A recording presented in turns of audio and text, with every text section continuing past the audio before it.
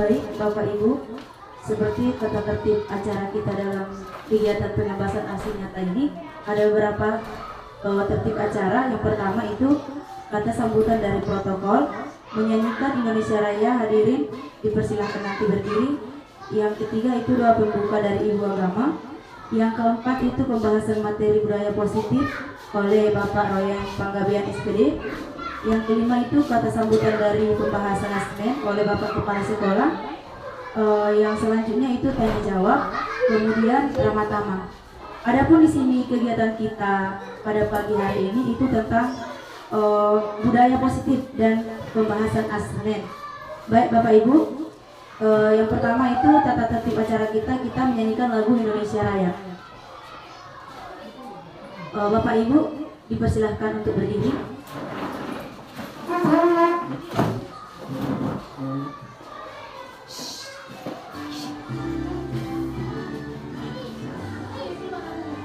Indonesia tanah airku, tanah tumpah darahku. Di sana aku berdiri, jadi pandu ibuku. Indonesia kebangsaanku, bangsa dan tanah airku. Marilah kita berseru, Indonesia bersatu.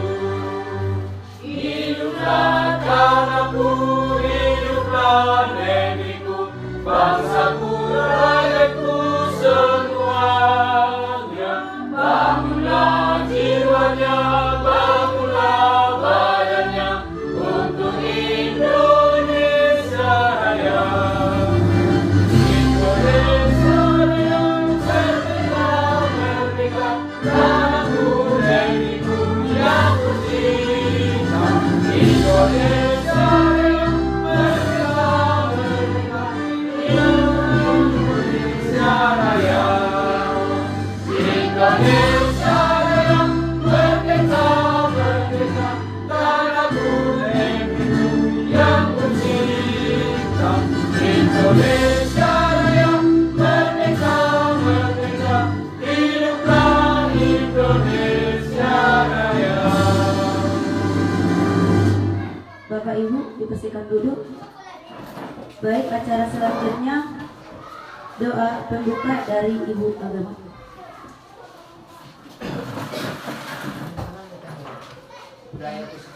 Budaya positif. Kita bersatu dalam doa. Allah Bapa kami yang kami kenal dalam nama Tuhan Yesus Kristus, di pagi hari ini Tuhan kami berkumpul di tempat ini untuk mengikuti semua peraturan-peraturan pemerintah tentang pembelajaran kami. Kiranya Tuhan berikan kepada kami pengertian, berikan kepada kami kesetiaan untuk menyampaikan pembelajaran yang akan kami sampaikan kepada kami. Kiranya Tuhan Engkau selalu hadir dalam perkumpulan kami ini, mulai dari awal dan akhir. Kiranya Tuhan Engkau mengajari kami. Kami tidak tahu tanpa Engkau Tuhan yang selalu mengajari kami, dan berikan kami pengertian yang baik agar kami dapat mengerti apapun yang kami bahas di dalam perkumpulan kami ini. Dan segala dosa kekurangan kami, kiranya Tuhan ampuni kami. Di dalam nama Tuhan Yesus kami ucapkan syukur dan berdoa. Amin.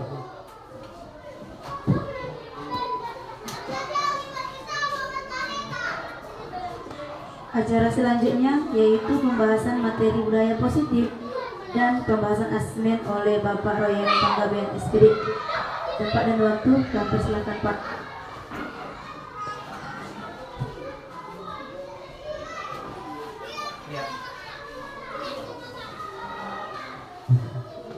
Yang saya hormati Bapak Kepala Sekolah SD 10-1409 Utaraja.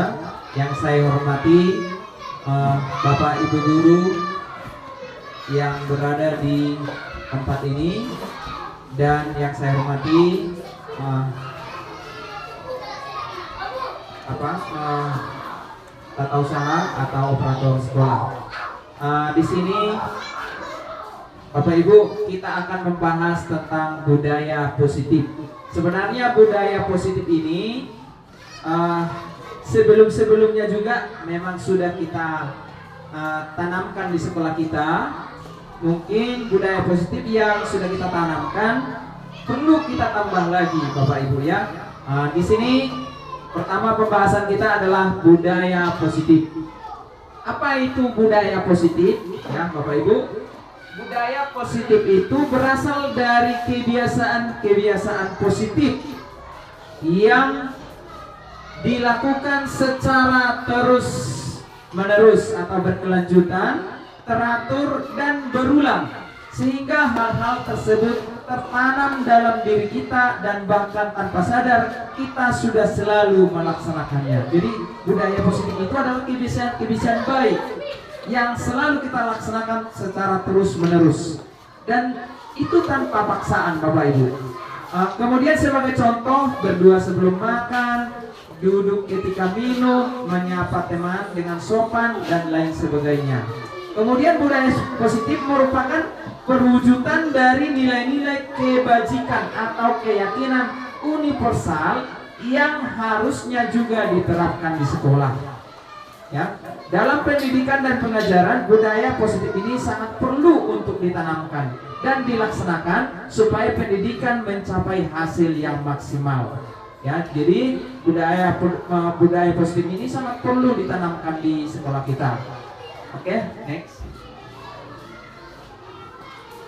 Menciptakan budaya positif di sekolah. Tentu Bapak Ibu sekalian, kita berharap budaya positif itu tumbuh di sekolah kita. Bagaimana cara menciptakannya? Ya, yang pertama adalah menciptakan hubungan yang sehat antara warga sekolah. Hubungan yang sehat itu artinya Bapak Ibu hubungan yang baik, tidak ada sakit hati di antara warga sekolah, baik itu guru dengan kepala sekolah, guru dengan rekan guru, guru dengan murid, dan bahkan guru dengan orang tua atau komite sekolah. Jadi kita harus ada hubungan yang sehat, tidak ada sakit hati, tidak ada dusta di antara kita. Itu adalah hubungan yang sehat, Bapak Ibu ya. Kemudian yang kedua, menciptakan budaya positif itu adalah menciptakan lingkungan sekolah yang sehat, aman, nyaman, menyenangkan, membuat anak didik menjadi bersemangat untuk datang dan belajar di sekolah. Jadi di sini Bapak Ibu, kalau anak-anak kita misalnya sering kita hukum, maka anak itu mungkin kalau mengingat tugas yang kita berikan dia jadi malas. Misalnya anak yang tidak tahu membaca, kita selalu memaksanya, kamu besok harus bisa membaca. Mungkin anak itu karena dia merasa kurang nyaman, kurang menyenangkan datang ke sekolah, maka dia bisa jadi malas ke sekolah. Jadi itu yang kita ciptakan, Bapak Ibu, menciptakan lingkungan yang sehat juga. Apa tujuannya? Supaya bersemangat, anak didik itu bersemangat untuk datang dan belajar ke sekolah.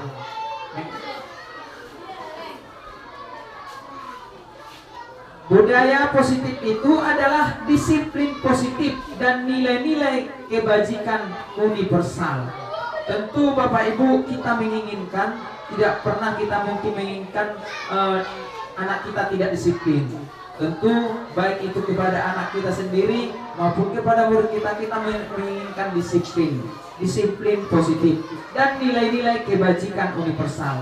Kemudian yang akan kita bahas nanti di budaya positif itu teori motivasi, hukuman dan penghargaan, restitusi. Ya, jadi di sini nanti kita membahas teori motivasi, bagaimana kita memotivasi, bagaimana hukuman atau penghargaan, kemudian ada nanti restitusi, kemudian keyakinan kelas, kemudian kebutuhan dasar manusia, kemudian restitusi 5 posisi kontrol, kemudian restitusi segitiga restitusi. Kita masuk yang ilustrasi kepalan tangan. Di sini ada ilustrasi Bapak Ibu.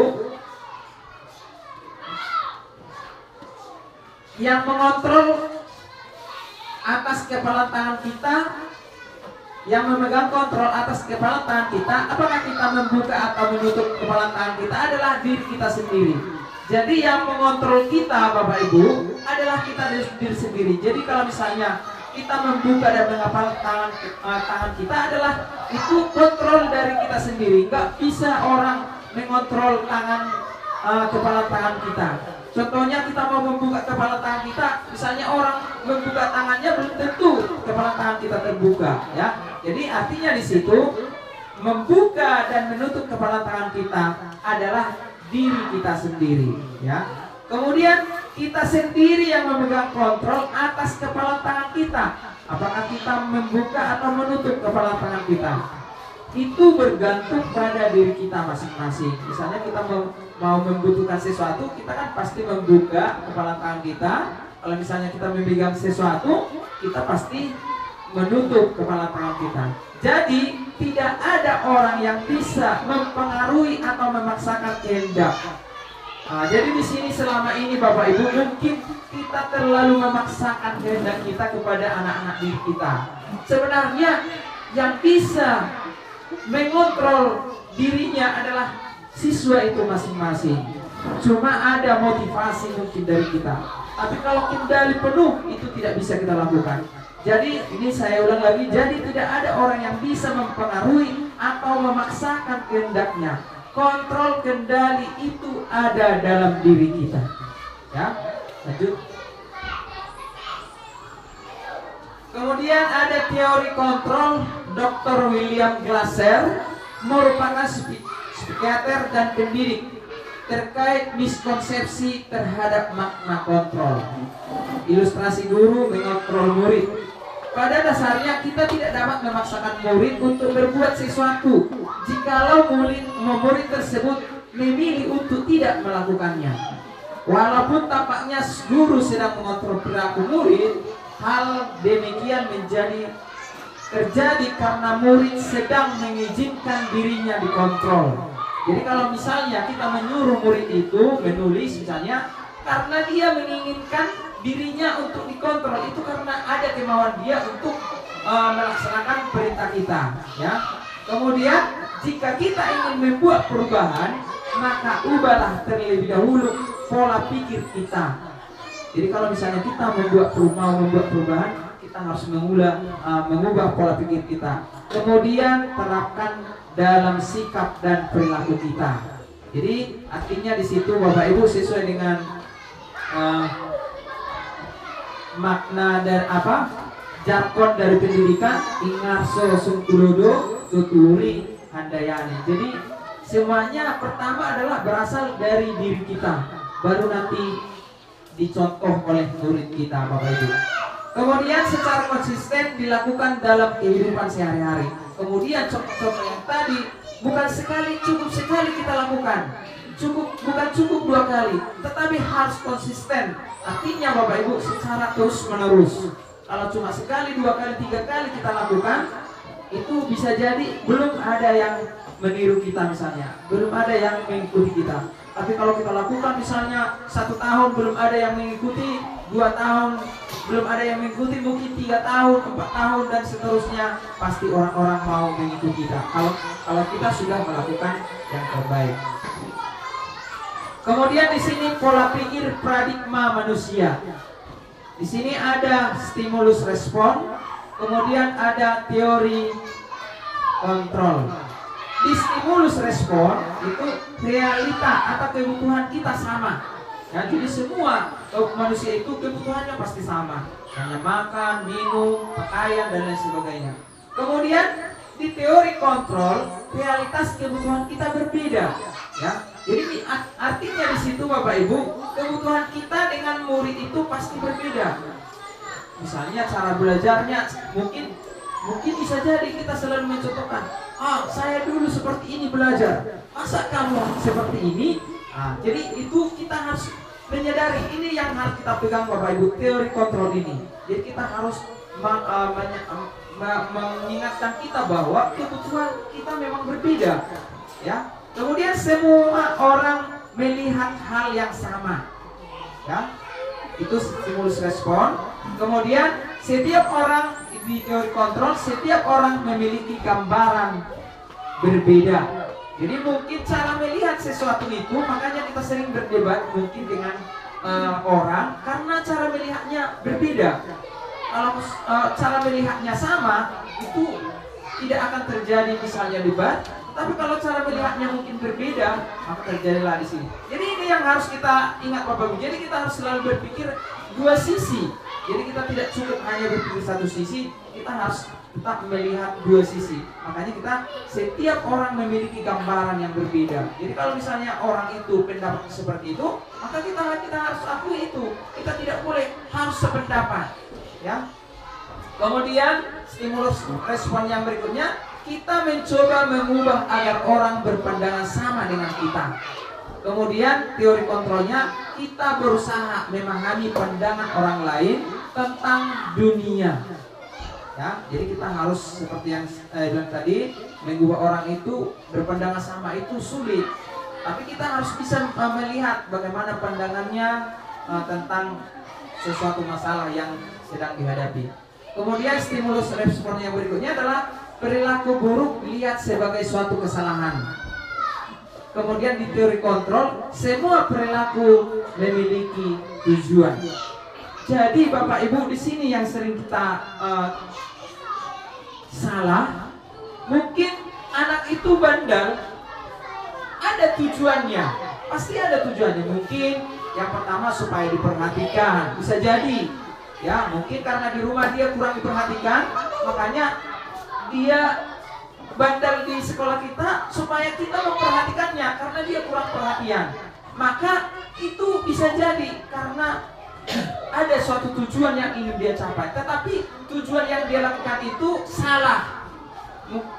Bisa jadi kan dia bandel supaya diperhatikan, itu adalah yang salah. Jadi nanti disinilah kita Bapak Ibu mengingatkan bahwa caranya itu yang harus dirubah. Cara mendapatkan kasih sayang yang seperti tadi jangan dilakukan dengan cara bandel misalnya. Itu disinilah kita berperan Bapak Ibu bahwa mengubah cara dia yang mendapatkan kasih sayang itu harus kita rubah. Seperti ini caranya. Jadi seperti yang tadi, semua perilaku manusia itu memiliki tujuan. Mungkin tapi tujuannya dia salah melakukannya. Kemudian orang lain bisa mengontrol saya, hanya Anda yang bisa mengontrol diri Anda. Jadi di teori kontrolnya hanya kita yang bisa mengontrol diri kita. Kemudian saya bisa mengontrol orang lain, Anda tidak bisa mengontrol orang lain. Jadi jelas di sini ya. Jadi ini yang perlu kita rubah dari stimulus respon ke teori kontrol. Pemaksaan pada saat bujukan gagal. Kemudian kolaborasi dan konsensus menciptakan pilihan-pilihan baru. Jadi kalau misalnya kita memaksakan dengan pertama kita bujuk, tahunya bujukan itu gagal, maka kita paksakan. Itu sebenarnya harus kita rubah ke kolaborasi dan konsensus menciptakan pilihan-pilihan baru. Misalnya bisa jadi gagasan yang kita buat itu tidak sesuai, maka kita cari konsensus baru atau pilihan-pilihan bagaimana yang cocok, bagaimana yang sesuai dengan supaya bisa sama-sama dilaksanakan. Kemudian model berpikir menang kalah. Jadi kita sering berpikir menang dan kalah. Tapi kalau di teori kontrol itu berpikir menang dan menang. Jadi kita tidak ada yang menang dan tidak ada yang kalah. Di sini tetap menang. Misalnya kalau kita dalam suatu debat, kalaupun misalnya pendapat kita tidak diterima, itu berarti kita bukan kalah, ya, tetapi tetap menang dan menang. Itu adalah. Jadi artinya di sini Bapak Ibu, stimulus respon ini harus kita rubah ke teori kontrol, ya. Jadi pandangan yang di sebelah kiri ini itu pandangan-pandangan yang harus kita luruskan dengan di sebelah kanan. Lanjut. Makna disiplin. Ketika mendengar kata disiplin, apa yang terbayang di benak kita Bapak Ibu? Apa yang terlindas di pikiran kita? Mungkin ya anaknya kalau kita kasih tugas mengerjakan, kalau datang ke sekolah dengan rapi, bersopan santun, ya itu mungkin disiplin yang kita pikirkan. Ya, kebanyakan orang akan menghubungkan kata disiplin dengan tata tertib, ya. tata tertib, teratur, dan kepatuhan pada peraturan. Mungkin itu di pikiran kita. Kata disiplin juga sering dihubungkan dengan hukuman, padahal itu sungguh berbeda. Jadi sebenarnya kalau disiplin itu tidak harus dengan hukuman. Karena belajar tentang disiplin positif tidak harus dengan memberi hukuman.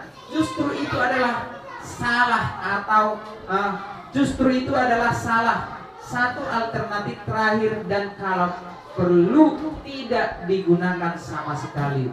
Jadi di sini Bapak Ibu, kita di sini diharapkan tidak harus dengan memberi hukuman. Justru itu adalah salah satu alternatif terakhir, itu bagian terakhir, dan kalau boleh itu tidak perlu digunakan sama sekali. Kemudian disiplin sebagai bentuk kontrol diri, yaitu belajar untuk kontrol diri agar dapat mencapai suatu tujuan. Jadi kalau misalnya anak-anak itu sudah ada kontrol diri masing-masing untuk melakukan sesuatu yang baik, kita tidak capek lagi nanti Bapak Ibu. Kita tidak bilang kamu harus seperti ini, kamu harus seperti ini. Kita tidak capek lagi. Kalau sudah ada disiplin positif dari diri masing-masing, maka kita akan mudah. Tetapi itu membutuhkan waktu yang lama Bapak Ibu. Seperti yang saya bilang tadi, bukan cukup satu kali, kita contohkan 2 kali, 1 tahun, belum tentu. Mungkin itu harus menjadi budaya positif. Kalau sudah budaya berarti sudah menjadi kebiasaan. Kemudian tujuan mulia di sini mengacu pada nilai-nilai atau prinsip-prinsip mulia yang dianut seseorang. Kita namakan nilai-nilai tersebut sebagai nilai-nilai kebajikan yang universal. Ya, lanjut. Seorang yang memiliki disiplin diri berarti mereka bisa bertanggung jawab terhadap apa yang dilakukannya, karena mereka berdasarkan tindakan mereka pada nilai-nilai kebajikan universal. Jadi di sini seorang yang memiliki disiplin berarti mereka bisa bertanggung jawab terhadap apa yang dilakukannya, ya, terhadap kebajikan yang universal. Kebajikan yang universal ini artinya Bapak Ibu itu adalah kebaikan yang diakui atau dimiliki oleh semua orang. Refleksi, dalam rangka menciptakan lingkungan positif, salah satu strategi yang perlu kita tinjau kembali adalah penerapan disiplin di sekolah kita. Jadi berbeda ya Bapak Ibu antara peraturan dan disiplin, ya. Jadi berbeda. Kalau peraturan itu cenderung nanti kalau orangnya melanggar maka dia kena hukuman. Tapi kalau disiplin itu kalau orangnya melanggar itu bukan kena hukuman, tetapi ada nanti konsekuensi namanya yang bisa jadi itu tidak menyakiti, tetapi nanti mengarahkan anak itu supaya bagaimana tindakannya. Ya, kita lihat di sini ada nilai-nilai kebajikan, ya. Nilai-nilai kebajikan berarti nilai yang disepakati bersama, terlepas dari suku, bangsa, agama, bahasa maupun latar belakang. Dr. William Glasser pada teori kontrol menyatakan bahwa setiap perbuatan memiliki suatu tujuan yang dapat dikaitkan dengan nilai-nilai kebajikan yang diyakini seseorang, maka motivasi intrinsiknya akan terbangun. Jadi di sini Bapak Ibu, setiap perbuatan memiliki suatu tujuan yang dikaitkan dengan nilai-nilai kebajikan yang